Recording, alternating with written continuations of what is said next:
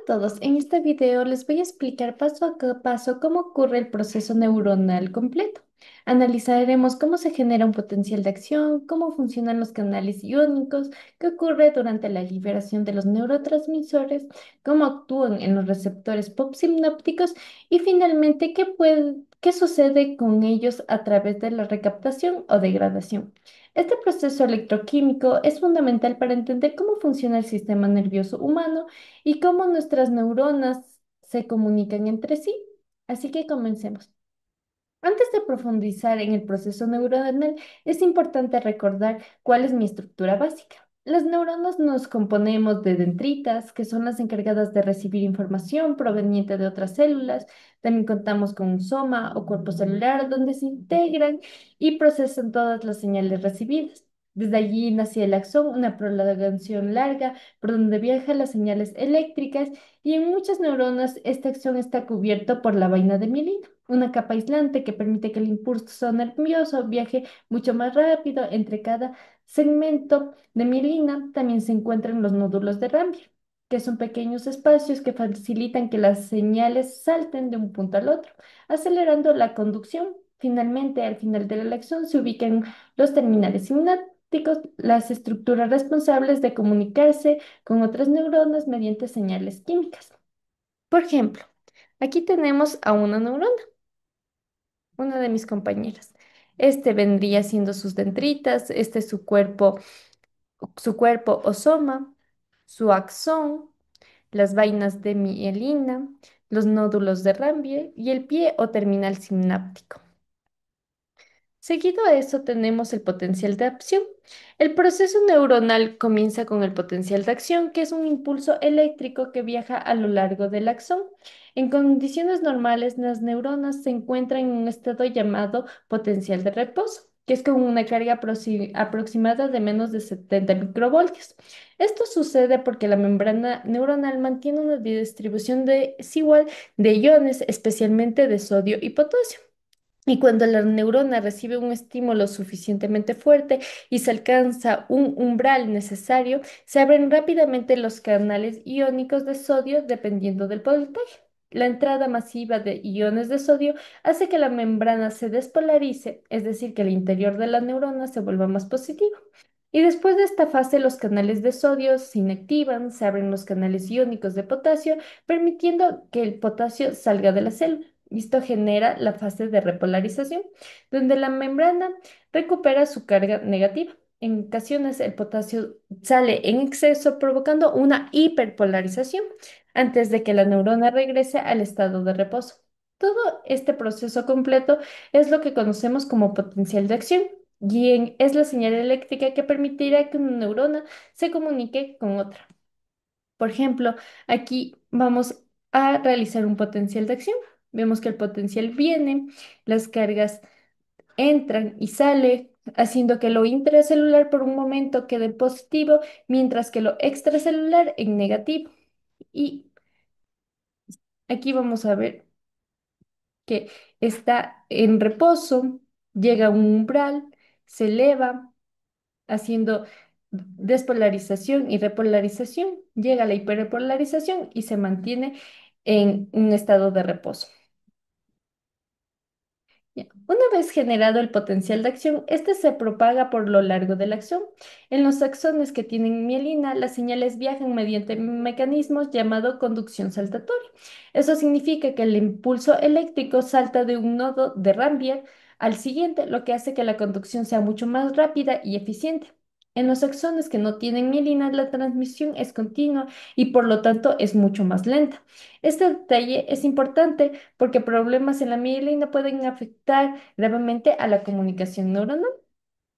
Es decir, que, por ejemplo, como tenemos aquí, la conducción va saltando entre un nodo y un nodo para que la conducción sea más rápida. Y, por ejemplo, aquí podemos ver al impulso nervioso que va de una manera más rápida.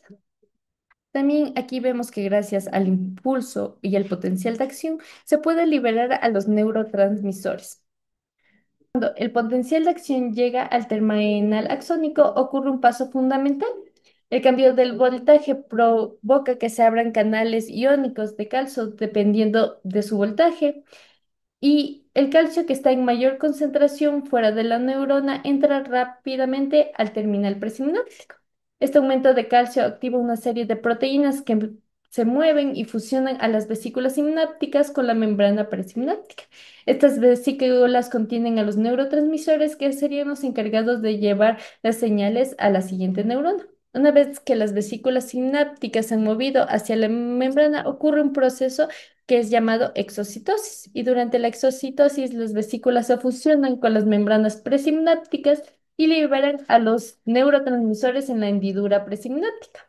Los neurotransmisores pueden ser muchos típicos, como la dopamina, la serotonina, el glutamato o GABA, y entre otros. Una vez liberados estos neurotransmisores, se desplazan por el pequeño espacio que separa a los dos neuronas, llamado como hendidura sináptica o espacio sináptico, y se dirigen a la siguiente neurona, conocida como neurona postsináptica, como vemos en esta imagen. Vemos que aquí está la exocitosis que envuelve o es un mecanismo de transporte donde expulsan los neurotransmisores que vayan a llegar a sus respectivos receptores.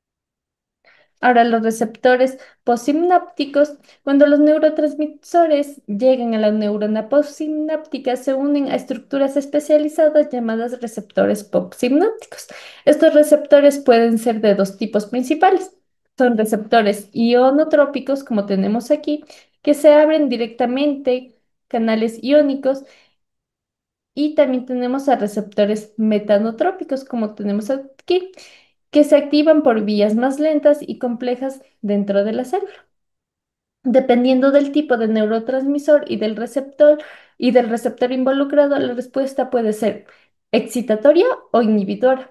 Una respuesta excitatoria acerca a la neurona al umbral del potencial de acción, mientras que una respuesta inhibidora la aleja de este umbral. Es decir, aquí se decide si la neurona postsináptica genera su propio potencial de acción o no.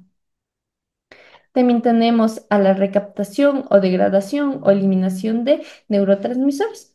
Una vez que los neurotransmisores han cumplido su función, no pueden permanecer indefinidamente en la hendidura sináptica, sino que deben ser eliminados mediante dos mecanismos principales, que el primer mecanismo es la recaptación, donde la neurona presináptica vuelve a absorber a los neurotransmisores a través de transportes especializados. Y este proceso permite reciclarlos y utilizarlos nuevamente, como tenemos aquí, que esto de morado son las bombas de recaptación, que cuando no hay receptores suficientes para los neurotransmisores, estas se encargan de reciclarlos.